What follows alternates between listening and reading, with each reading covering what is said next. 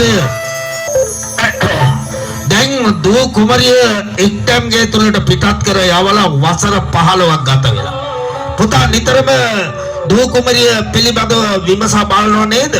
පියාණනි නැගණිය ළඟ සේවය කරන නැගණියගේ තනි නොතනියට ඉන්න භද්‍රා කියන සේවිකාව මම සතියකට වතාවක් මගේ මන්දිරයට කැඳව ගන්නවා. ඇගෙන් මාත් ඇය පිළිබඳව තොරතුරු විමසා බලනවා පියාණනි. ඇය කියන විදිහට නම් නැගණිය එක්තැන්ගේ තුල ඊටම සතුටින් තමයි සිටින්නේ පියාණනි. පුතේ කොයිම අවස්ථාවකවත් දූ කුමාරිකාවට දුකක් වේදනාවක් දැනෙන්න අපි ඉඩ තියන්න හොඳ නැහැ. ඒ නිසා ඒ භද්‍රා කියන සේවිකාව නිතරම කැඳවලා දූ කුමරිය පිළිබඳව තොරතුරු අහලා බලන්නම ඕනේ. හොඳයි පියාණනි. මම ඒක නෝරදාම කරන්නම්.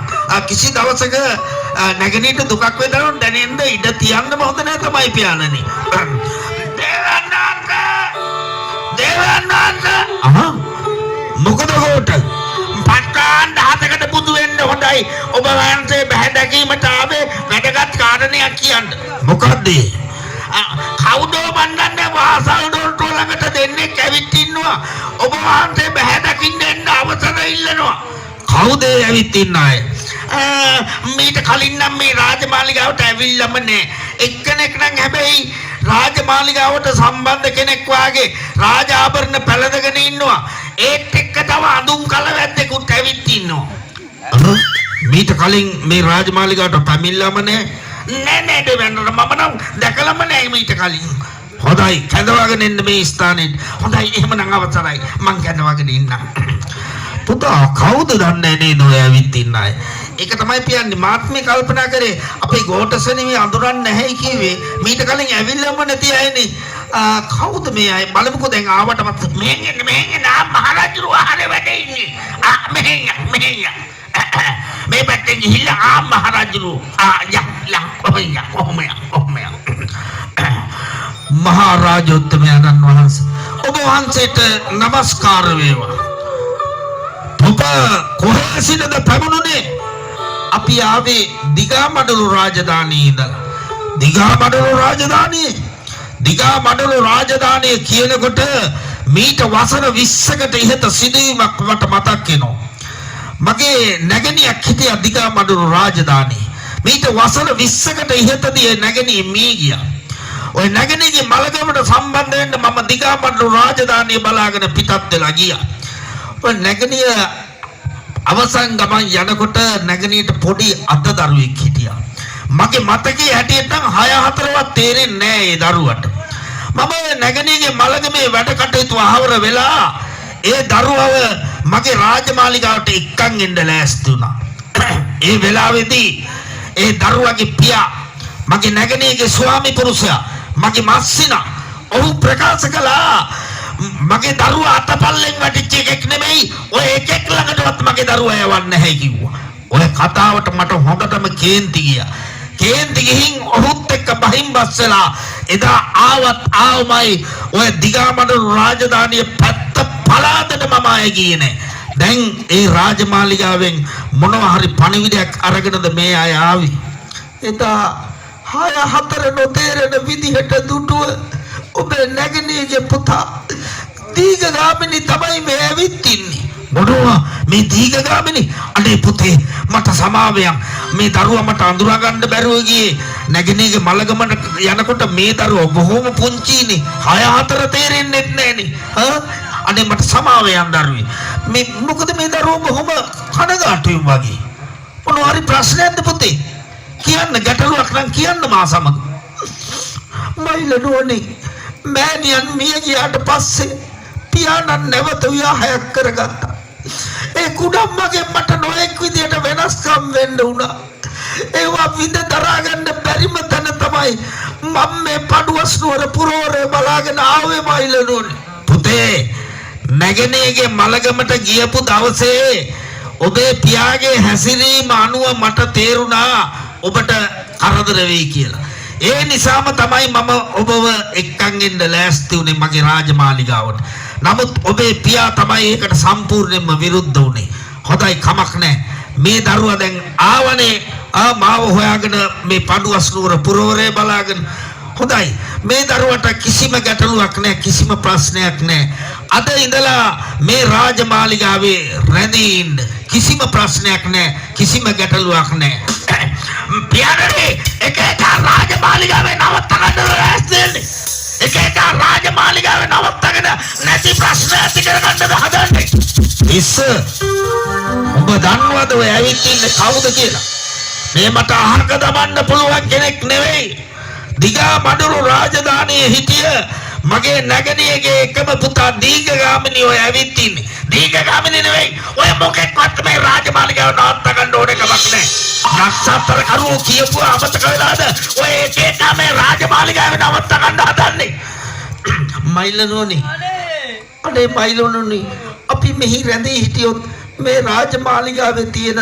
සාමය සමාදානයේ කැඩී බිඳී යන ලකුණුයි පෙනෙන්නේ ඒ නිසා අපි නිසා එවැනි දෙයක් මේ රාජමාලිගාව වෙනවා දකින්න මම කැමති නැහැ අපි කොහේ හරි ගිහින් ජීවත් වෙන්න අපිට යන්න අවසර දෙන්න කපිල කතා කරලා අපි යමු දේවයන් වහන්සේ දැන් මේක කැඩී බිඳී යන ලකුණේ පහළ වෙලා තියෙන්නේ අපි කොහේ හරි ගිහිල්ලා හේන කොටාගෙන ජීවත් වෙන්න නෑ ඔය දරුවෝ ඔහම ඉන්න ඔය දරුවෝ කොහෙවත් යන්න ඕනේ නෑ ඔහම ඉන්න ඔහම නවතින්න මන්නක බල දෙක හිතව ගන්න නෑ ඔහම නවතින්න යන්න ඕනේ නෑ ඔහම නවතින්න තිස්ස උඹට මම ප්‍රාන්තයක් වෙන් කර දීලා තියෙනවා වෙනම ඒ ප්‍රාන්තේ කටයුතු බලාගෙන ගිහින් උඹ පඩුවස් නුවර පුරවරේ තවමත් පාලනය කරන්නේ මම උඹේ පියා මම මට වාද දෙන්න හදන්න එපා උඹ තවත් ඔය පිළිබඳව වචන මාත්‍ර කතා නොකර වාමනේ පඩවිකමක් වෙලා නයි මම යන්නයි හැබැයි එක එක රාජමාලිගාවේ නවත්තගෙන මොනවා හරි ප්‍රශ්නයක් වුණොත් එදාට මේ තිස්ස කියන්නේ කවුද කියන එක ඔය කාටත් බලා ගන්න පුළුවන් දෙයි මම යනවා කොහොමද චිනාදීලු වගේ කරුවිලා මෙහාට මේ අනේ මයිලලෝනේ ලොකු ප්‍රශ්නයක් නේ අපි මෙහි රැඳී හිටියොත් දේවයන් වහන්සේ ඔය ප්‍රශ්නේ පක්ෂපතට ෆෙරනගුණා නෑ ආයතිස්සෙන්නේ නෑ ඔය පිළිබඳව කතා කරන්නේ නෑ අය බය වෙන්න එපා කිසි ගැටලුවක් නෑ කිසි ප්‍රශ්නයක් නෑ ඔයගොල්ලෝ මේ රාජමාලිගාවේ රැඳී අයියෝ ඇයි මොකද ඇයි ඔබ අඬන්නේ අයියෝ ආගර අර මුද්දල මට ගලන් දමලා ගැහුවා කවුද ආගර ඉන්නේ අර භූතයා ගෝට මොකද්ද මේ කියන කතාව නෑ දෙවන්නන්ද ආපු වෙලාවෙ ඉඳලා විරිත්තනවා බලාගෙන හිටියා ඉවදාගෙන ඉන්න බැරිම තැන තමයි ගලක් කරගෙන කෙලලා ඇරි යකෝ වෙන මොකටද කෙලලා ඉන්නේ බය මේ දරුවා ඔබ නිස්සද්ද වෙන්න ඔබ නිස්සද්ද වෙන්න ගෝට රාජමාලිගාවට පැමුණු ආගන්තුකයෙකුට සලකන්නේ කොහොමද ආගන්තුක සත්කාර කියන වැයි ඔබ ඉගෙනගෙන නැද්ද චාරිත්‍ර වාරිත්‍රය ඔබ දන්නේ නැද්ද දෙවන් වහන්සේ චාරිත්‍ර වාරිත්‍රත් මං හොඳට දන්නවා ආගන්තුක සත්කාරත් මං හොඳට ඉගෙනගෙන තියෙනවා ඒගොල්ලෝ ආගන්තුකයෝ නම් දැනගන්න එපා තැනකට ආපුවාම ආගන්තුකයෝ විදිහට ඉන්නේ ආන් අර බලන්න ආන් අය විරිත්තනවා අම්මා අර කුමාරයා නවත්තගමු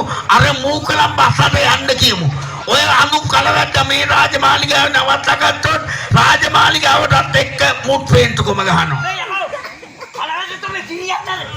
මේ දරුවා ඔබ නිස්සද්ද වෙන්න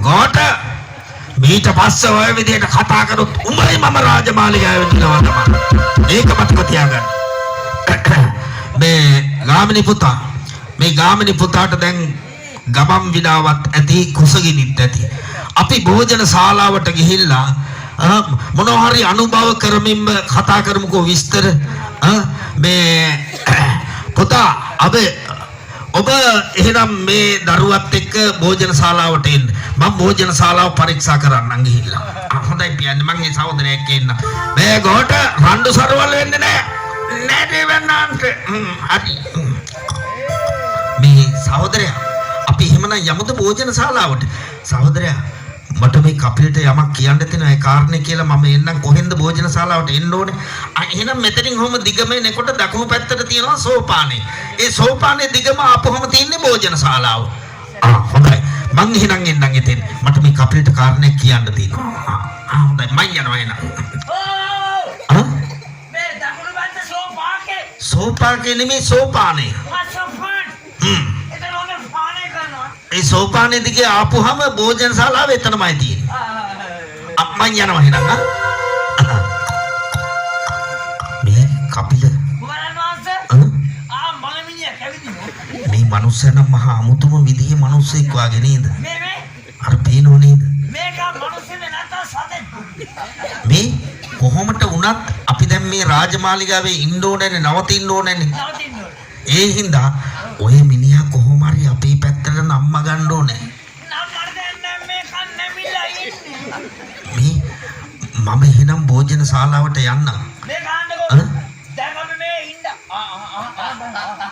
ඒකනේ අමුතු විදිහට කුරුමානම් අල්ලන්නේ නේද? මේක බල්ලෙක් වගේ වල. ඒකනේ. ඔක ඉහෙලා බුදෙමු වල හොය. මේ මෙතන අපි ඉන්නත් ඕනේ. ඔව්. මේ රණ්ඩු සරුවල් කරගන්නත් එපා. ඔව්. රණ්ඩු සරුවල් කරගෙන බෑනේ අපිට ඉන්න. අල්ලපු ගෙදර එක කොහෙද කියලා හොයනවා. මේ කරන්න එපා.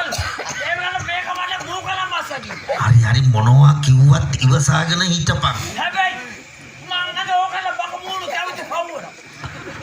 මේ හරි මොනවා වුණත් කමන්නේ කොහොම හරි අපේ පැත්තට නම්ම ගන්න බලාපන්. මං යනවා එහෙනම්. ඒකට බලන්නපා. අද තමයි මගේ හොඳම ගුලිය අමරන්නේ. හරි මං යනවා.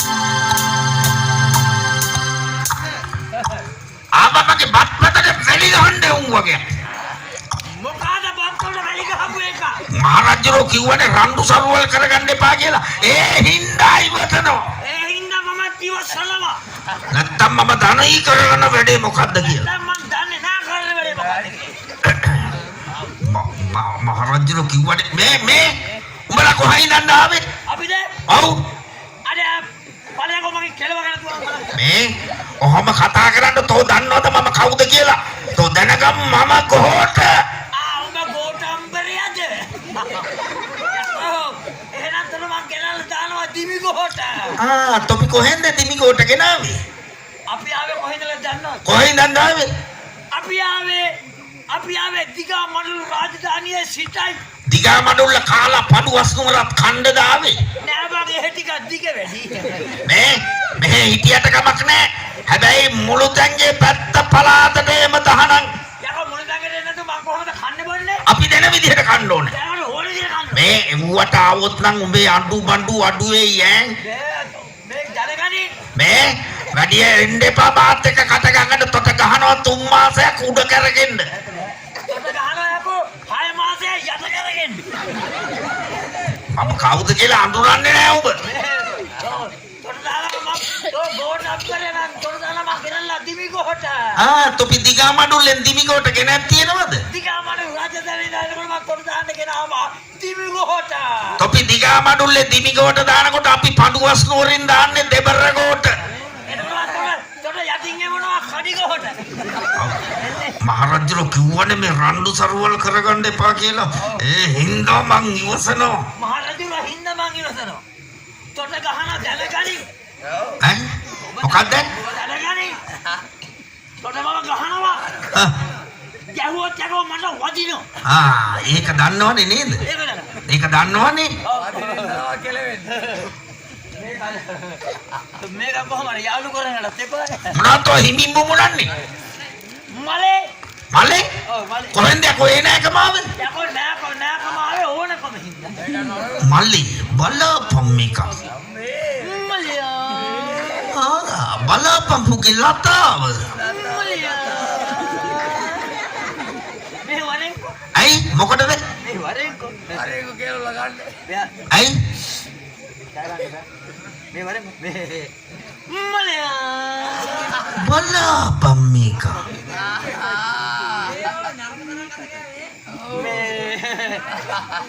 ප්‍රශ්නයක් තියෙනවා අහන්න. මොකද්ද?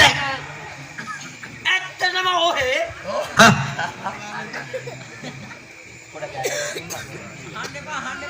ඇත්තටම ඔහේ එහෙම වෙලා නැද්ද? එහෙම වෙලා නැද්ද? එහෙම වෙලා නැද්ද? මොකද කොහේ එහෙම වෙනවා කියන්නේ? යකෝ මේක ඒකවත් දන්නේ නැහැ. යකෝ එහෙම වෙලා ගැන මෙන්න මෙහෙමයි. ඔය එහෙම වෙනවා කියන්නේ කාන්තා පක්ෂේ උදවියයි. පිරිමි පක්ෂේ උදවියයි. අර දෙමාපියෝ කතා කරලා අර ඒකට ටිකක් එහෙම උඹ ඔය කියන්නේ මේ විවාහ වෙන එකටද? අට්ටපටේ විවාහ වෙනවා. ඒකට දිගා මඩුල්ලේ කියන්නේ එහෙම වෙනවා කියලාද? දිගා මඩුල් රජනායි කියන්නේ මේකට පොඩ්ඩක් එහෙම වෙනවා කියලා. අපේ පඬුවස් නුඹර ඔය භාෂාව නෑනේ. මෙහෙ මොනවද තියෙන්නේ? මෙහෙ ඔකට කියන්නේ විවාහ වෙනවා. වෙනවා. අතිනත ගන්නවා. යුග දිවියට පිවිසෙනවා. සරණ බන්ධනයට ඇතුළත් වෙනවා. අපේ පඬුවස් නුවර තියෙන්නේ ඒ භාෂාව. දැන් ඒකට එහෙ දිගා මඩුල්ලේ කියන්නේ එහෙම වෙනවා කියලාද? දිගා මඩුල් රජධානිය මේකට කියන්නේ එහෙම වෙනවා නොහොත් එහාට මෙහාට. මට ගැළපෙන කෙනෙක් මුණ ගැහුන්නේ නෑනේ බං තව. ඉන්නවා ඉන්නවා. මට ගැළපෙන කෙනෙක්? ඔබලා අඩේ මම නෙමෙයි. මේ කොහෙද ඉන්නේ බං? මේක අඩේ මම මේ ඔබට ගැළපෙන කෙනෙක් ඉන්නවා. කොහෙද ඉන්නේ? ඔබටම ගැළපෙන ඇගේ රූපේ නෑ. ඔබටම ගැළපෙන ඇගේ ගමන් විලාසේ මොනවා? මම නෙමෙයි. මේ කොහෙද ඉන්නේ? ඉන්නේ මාගේ නිවහන අභියස. මේ නිවහන අභියස? මාගේ ඥාති හිතයිසියේ. ඥාතිකමට කවුද උඹේ? ඥාතිකමට අපේ කිරියම්මා. මේ මං සමච්චලයකට ගණන් ගත්තද? මට සමච්චල් කරන්න එනවද? නෑ අකෝ අපේ කිරියම්මා හොයන වලවල් කපන්න වෙයි. උඹ අද හරි ලස්සනයි. මම කවදාත් ලස්සනයි තමයි යකෝ. කාලෙකින් කුණ බෝල් කෑල්ලක් දැක්කවා. මේ එනවට මට එක එක කතා කියන්න. නෑ මේ මාගේ නැගණි. මාගේ නැගණිය. උඹේ නංගි? මේ උඹේ නංගි හුඟක් ලස්සනද බං? තොට යබර කලන්තය ඇල්ලුවද? කොහොමද එයාගේ කේස කලාපේ එහෙම? මේ කනටනවා මේ.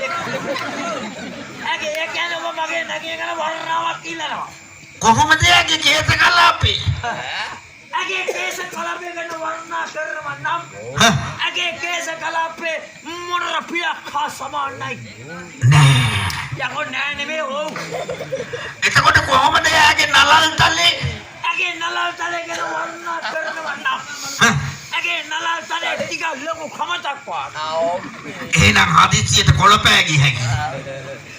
මෙලාට කට්ටිය කොළපාන. මේ කොහොමද එයාගේ ඇහි බැමි? දැන් නම් පුතේ මඩු හම්බාලේ. ඇහි බැමි. ඇහි බැම කියනවා නම් ඇහි බැම ටික වෙවුමක් වා. එතකොට කොහොමද එයාගේ දෙතොල්? දෙතොල්? නාදලු වම් දෙතොල්. ඇගේ තොල් පෙති ටික පොල්ලෙනවා. කොහොමද එතකොට එයාගේ දත් දෙපෙළ? ඇගේ දත් දෙපෙළ ගැන වර්ණනා කරනවා නම් ඇගේ දත් දෙපෙළ ටික ලොකු ගඩොලකට වා. එහෙනම් හුඟක් බුලත් ඊට කනවා ඇති. ඊයර අල්ලපගෙන බුලත් හෙප්පුවම කියලා. මේ කොහොමද එයාගේ ගමන බිමන? ඔන්න මලේ ආවා ප්‍රශ්නේ. ඇගේ ගමන බිමන ගැන කියනවා නම් පුදුමාකාර ලක්ෂණ. පුදුමාකාර නෙත්සිත් අදවන්න ගමන් කියනවා. කඩේට හැතම කාලයි ඇගේ ගැන ගමනට පැය 3යි 3 කාලෙක. ඒ මොකද? ඕන් බලපිය යන්නේ හැ. කොහොමද බලමු ඒ ගමන? හොඳට බලපිය අස් දෙක.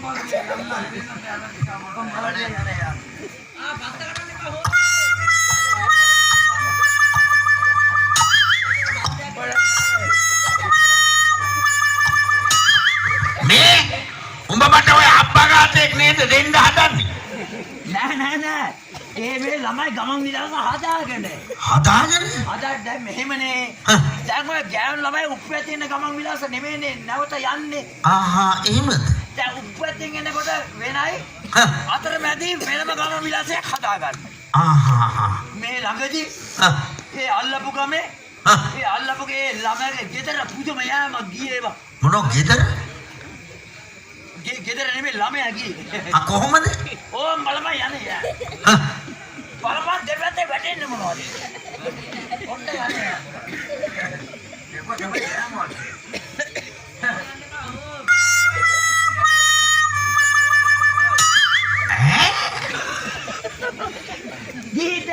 දෙපැත්ත ඒක මුත් ඉංගතුංග විසිකරන විසිකිරිල්ලට ඔව් මේ පැත්තට ඉංග විස කෙරුවා අල්ලපු කෙනෙක් කම්බි කොටේ මේ පැත්තට ඉංග විස කෙරුවා අල්ලපු සිරවල කොටේ මේ ඒවා මත හදා ගන්න ඔව් කොහම වුණත් මට නංගි බලන්න නැතුව තීරණයක් කරන්න බෑ නැත්නම් නිවාඩු සම්මාගේ නිවහට යන්නද එන පුරපොයේ දවස මට විවේක දවසක් අපි එහෙනම් එදාට යමුද එහෙනම් එන පොරබෝදාසන් මාගේ නිවහට ගිහිල්ලා ඔව් මාගේ නගනිය බලා ඇට කැමති වී ඇවිවා කරගෙන ඔබ මගේ අනාගත මස්සිනාවේ හරි එහෙනම් එන පුරපොයේ දවසට අපි එහෙ යන් නංගිව බලමු නංගි පිළිබඳව මගේ හිත ඇදී බැදී ගියොත් උඹේ නංගිව සරණ බන්ධනයේට ඇතුළත් කරගෙන මං කැමති උඹ මගේ අනාගත මස්සිනා කරගන්න හිටපන් මට හාතියක් දනුලේ කමයක් කෑවා මේ ඒකට කමන්නේ ජගයි තරහම නාපයක් නෑ මගේ හිතේ වෛර කොන්තරෝ මොකවත් නෑ දැන් මගේ අනාගත මස්තිනාට බඩගිනිත් ඇතිනේ එහෙනම් යන්න මුළු තැන්ගෙටම භෝජන ගන්න මගේ වාජනේ දෙන්න මේ භෝජන ගන්න ඔබේ වාජනේ මට දෙනවා මගේ අනාගත මස්තිනා වෙන්නේ නීන්නේ ඔබ අනාගත මගේ මස්සිනා ඔව් ඔබේ අනාගත මස්සිනා එහෙනම් යමු